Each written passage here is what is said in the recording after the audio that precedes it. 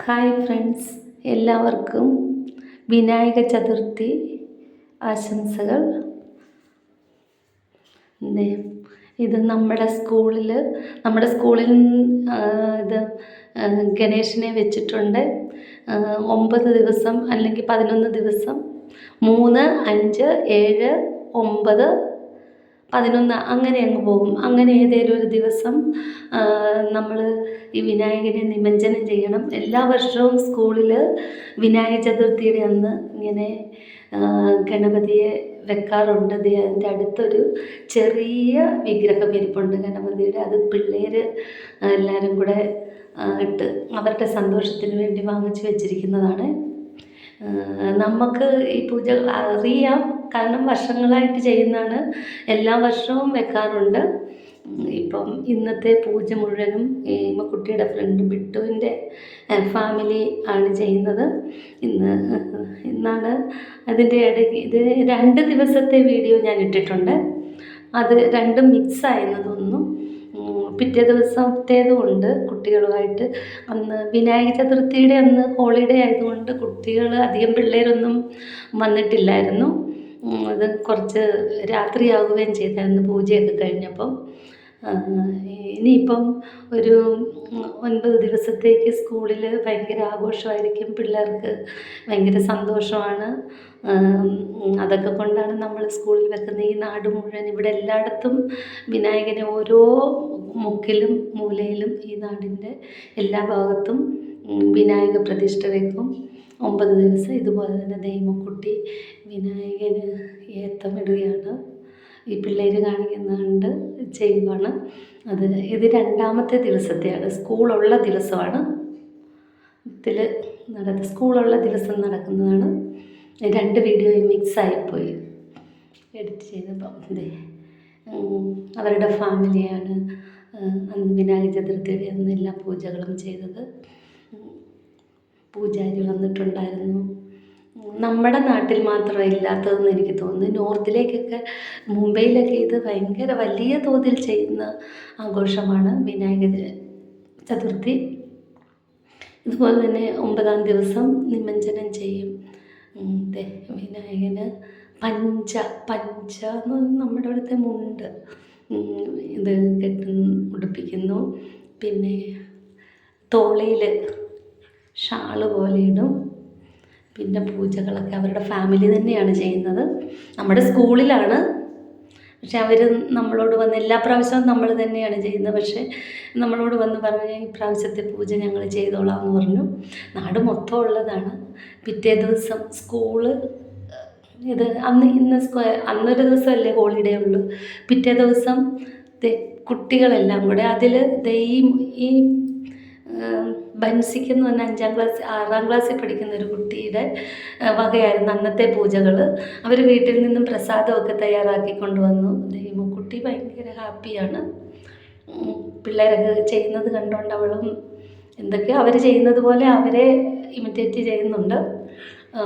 പിന്നെ ആ കുട്ടി ബൻസിക്ക് 6th പഠിക്കുന്ന മോന് അതിൻ്റെ പെങ്ങളും അവർ 2 പേരും കൂടെ വന്ന് ഇന്നത്തെ പൂജകളെല്ലാം ചെയ്തത്. ഇതിൻ്റെ മെയിൻ പ്രസാദമായിട്ട് കൂടുതൽ ആൾക്കാരും ചെയ്യുന്നത് ലെമൺ റൈസ്.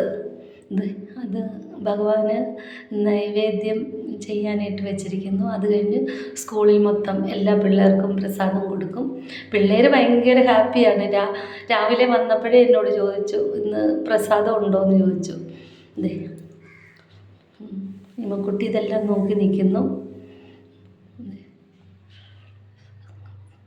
അത് കുറച്ച് ഹൈറ്റ് കൂടിപ്പോയി, അതുകൊണ്ട് അവർ മേളിൽ കയറി നിന്നാണ് എല്ലാം ചെയ്യുന്നത്.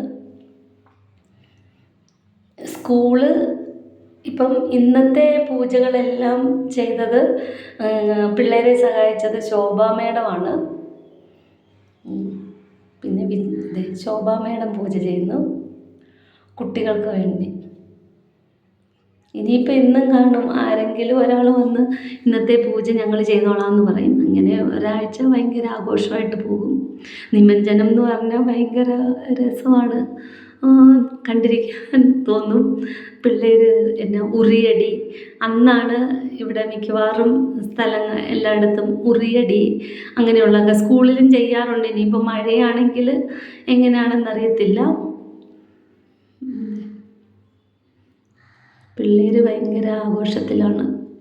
പിന്നെ വിനായകൻ്റെ മുമ്പിൽ നിന്ന് ഡാൻസ് ചെയ്യുക, അങ്ങനെ ഓരോന്നും പിള്ളേർ. അതെ, കയ്യിൽ ലഡു, ഇത് നമ്മൾ നിമജ്ജനം ചെയ്യുന്ന അന്ന് ലേലം വെക്കും. ഇതിപ്പം 3 ലഡുവാണ്. ചെറിയ ഗണപതിക്കും കുട്ടികൾ ലഡു വാങ്ങിച്ചു വെച്ചിട്ടുണ്ട്. അതെല്ലാം ലേലം വിളിക്കണമെന്നാണ് പിള്ളേർ പറയുന്നത്. ആ ലഡു ലേലം വിളിച്ചുള്ള ആ തുകയായിരിക്കും പിറ്റേ വർഷത്തെ വിനായക ചതുർത്ഥി മുതൽ 9 ദിവസത്തേക്കുള്ള ചിലവുകൾക്ക് എടുക്കുന്നത്. അത് ഇപ്പം നമ്മുടെ സ്കൂളിൽ കഴിഞ്ഞ പ്രാവശ്യം ലേലം വിളിച്ചു പോയത് 16,000 രൂപയെങ്ങാണ്ടായിരുന്നു. ഇനി അതിൽ നിന്നെടുത്ത് നമ്മൾ പിറ്റേ വർഷത്തെ വിനായക ചതുർത്ഥിക്കുള്ള ചിലവുകളൊക്കെ നടത്തും. പിന്നെ നമ്മുടെ കയ്യിൽ നിന്നും ആഡ് ചെയ്യേണ്ടതായിട്ട് വരും. എന്നാലും നല്ല ആഘോഷപൂർവ്വം നടത്തും. പിള്ളേർക്ക് ഭയങ്കര സന്തോഷം, ടീച്ചേഴ്സൊക്കെ സന്തോഷം, നാട്ടുകാർക്ക് സന്തോഷം. പിന്നെ ഇതിനിടയിൽ ഒരു 3-4 ദിവസം കഴിഞ്ഞ് നമ്മൾ അന്നദാനം ചെയ്യാറുണ്ട്. സ്കൂളിൽ ഈ നാട്ടിലുള്ള എല്ലാ മനുഷ്യരും വന്ന് അന്നദാനത്തിൽ പങ്കെടുക്കും. അതൊരു ഭയങ്കര ആഘോഷമായിട്ടുള്ള ചടങ്ങാണ്. നമുക്ക് സ്കൂളിൽ രാവിലെ മുതൽ പിള്ളേരും ടീച്ചേഴ്സും എല്ലാവരും കൂടെ ആണ് ഇതെല്ലാം പ്രിപ്പയർ ചെയ്യുന്നത്, ഫുഡ് ഐറ്റംസ്. അത് ഇവിടുത്തെ രീതിയിലുള്ള കറികളും ഒക്കെയാണ്. എന്നിട്ട് വൈകിട്ട് വരെ കാണും. രാത്രി ഒരു 9-9:30 വരെ, ഉച്ച തൊട്ട് 9:30 വരെയൊക്കെ കാണും.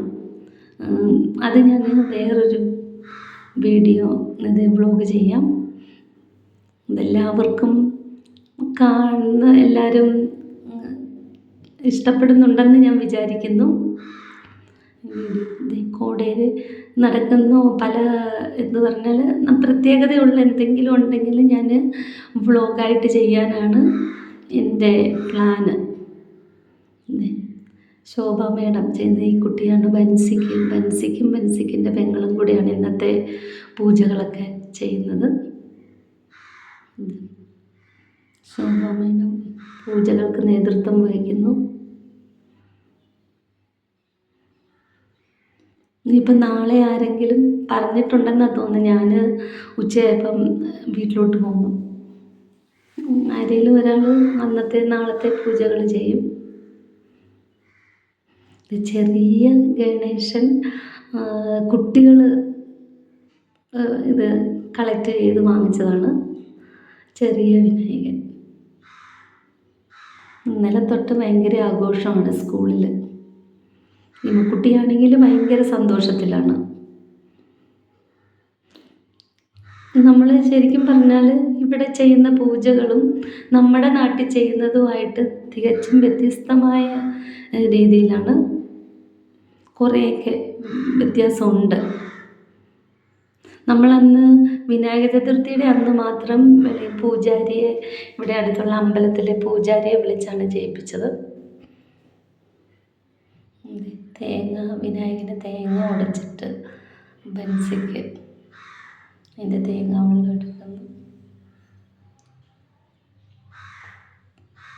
വെളിയിൽ പിള്ളേരെല്ലാ റൂമിൽ അത്ര സൗകര്യം ഇല്ല. അതുകൊണ്ട് പിള്ളേർ പ്രസാദം വാങ്ങിക്കാനായിട്ട് വെളിയിൽ നിൽപ്പുണ്ട്.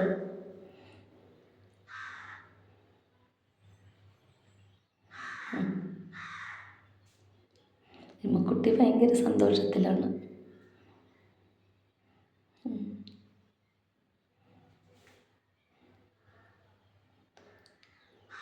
ഇനിയിപ്പോൾ അത് തീർത്ഥമായിട്ട് പിള്ളേർക്ക് കൊടുക്കും, ആ തേങ്ങാവെള്ളം.